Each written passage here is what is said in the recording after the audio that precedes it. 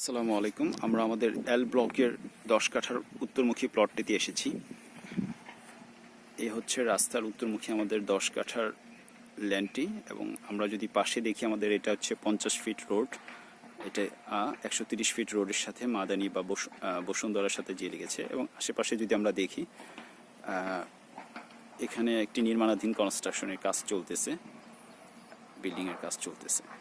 এবং এই ব্লকটিতে আমাদের আফতাবনগরের সমস্ত সার্ভিস ইনশাল্লাহ সামনে থাকবে, যেটাতে খেলার মাঠ, হসপিটাল, বাজার সব কিছুই আর কি।